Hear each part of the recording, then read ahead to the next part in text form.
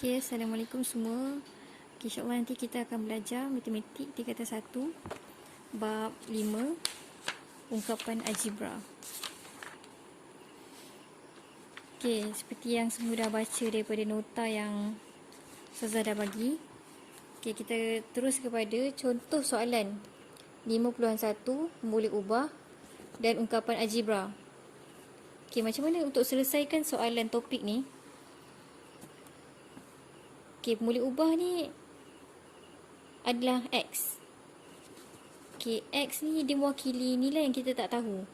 Waktu kita panggil dia sebagai ungkapan algebra. Okay, kita tengok pada contoh yang dah diberikan. 5X tambah 3Y tolak Z. Kat sini, dia ada X, Y dan Z. Daripada nilai yang kita tak tahu. Okay, lepas tu sekarang ni dia suruh cari nilai semua sekali. Dia dah bagi daripada nilai X, Y dan Z. Okay, ni boleh rujuk pada buku masing-masing, buku surat 50. Okay, sekarang macam mana kita nak kira? Kita ubah nilai. Bukan ubah nilai, kita masukkan nilai. 5X. X kat sini adalah 4. Tambah 3Y.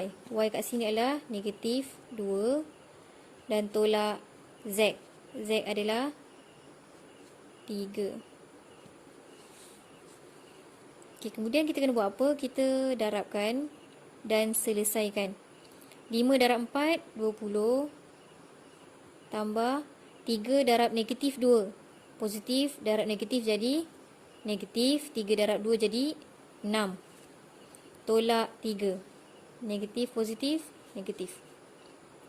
Okay, sekarang kita selesaikan. 20. Okay, ni positif, negatif. Kita tolakkan juga.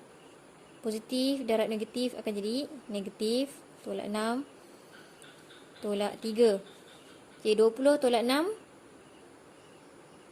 Tolak 3. Akan jadi 11. Okay, ni boleh kira masing-masing. Macam mana? Ni contoh yang dia diberikan. Okay, sekarang kita cuba buat nombor 1. Kat sini dia bagi Y dengan Z. Jadi kita ganti nilai Y dan Z pada soalan ni.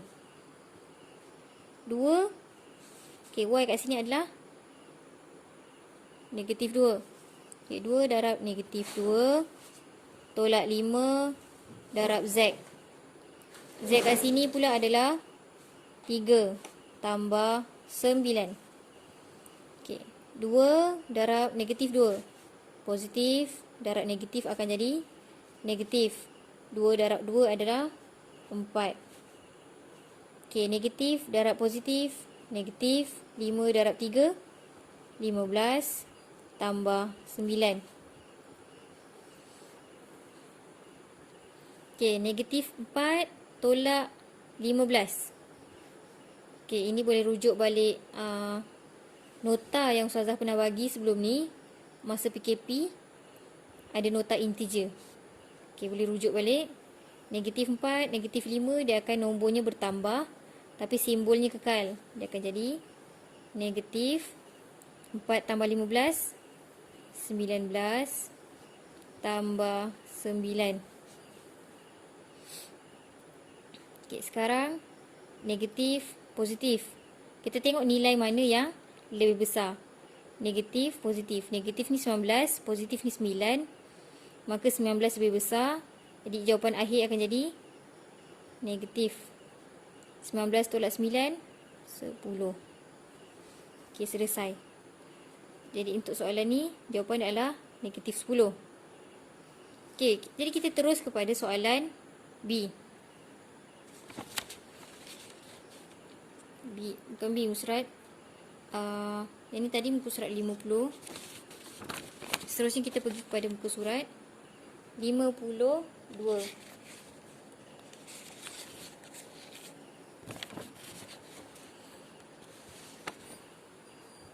Okay, pada surat 52, dia ada 3 bahagian. Bahagian A, B dan C.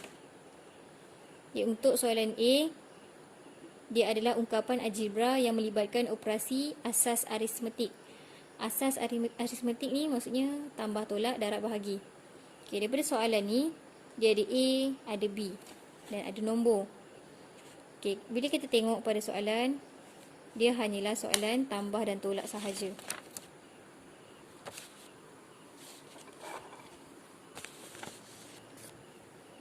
Okey, tambah dan tolak. Kat sini dia dipisahkan oleh tambah. Jadi bila tambah kita akan keluarkan sahajalah. Okey, sekarang kita keluarkan nilai. 2A tambah B. Ini positif, darab positif, dia akan jadi positif. Tambah 3A, positif, darab negatif, negatif. Jadi tolak 5B. Positif adalah positif. Okey, kita dah hilangkan kurungan yang ada. Kemudian kita kumpulkan yang sama.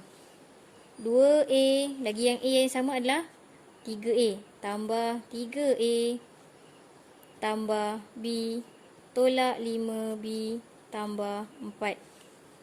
Okey, dah sama. Ni A dengan A, B dengan B, ini nombor.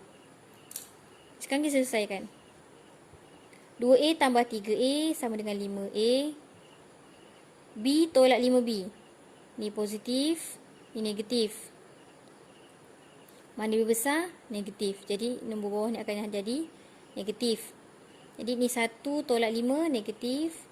4B tambah 4. So 4 ni tak perlu tambah atau tolak dengan siapa-siapa. Okey, ni ada pada contoh. Okey, seterusnya kita cuba untuk selesaikan soalan nombor 1. 3K tolak 8H. Ni positif jumpa positif, dia akan jadi positif. 2K positif jumpa positif tambah 5H. Okay, sekarang kita dah keluarkan semua daripada kurungan. Kemudian kita kumpulkan K dengan K, H dengan H. 3K tambah 2K tolak 8H tambah 5H. Okey, 3 tambah 2 5K. Negatif 8 tambah 5 akan jadi, okey, ni negatif, ni positif. 8 dengan 5 mana lebih besar? 8. Jadi akan jadi negatif kat sini. 8 tolak 5, 3H. Okey, itu jawapan akhir dia. Okey, ini untuk soalan A. Okey, untuk soalan B dan C, dia ada benda yang sama, cumanya dia ubah pemahamannya je. Contoh yang B, dia permudahkan daripada nilai yang banyak, kita permudahkan. Okey, macam yang pernah belajar dalam sebelum ni, kita belajar mengenai kuasa 2 dan kuasa 3. Okay, kat sini kita tengok HK ni ada berapa banyak? HK ni ada 1, 2, 3, 4. Jadi HK kuasa 4. Okay, pastikan dalam kurungan. Sebab kalau tak kurungan maksudnya K tu je yang kuasa 4. Okay, untuk C pula, tadi kita gabungkan. Untuk C ni pula kita pecahkan dia. Okay, P kuasa 5 bersamaan adalah P darab P darab P darab P darab P. Maksudnya P darab 5 kali, dia akan jadi P kuasa 5. Okay, itu sekian saja. Wallahualam.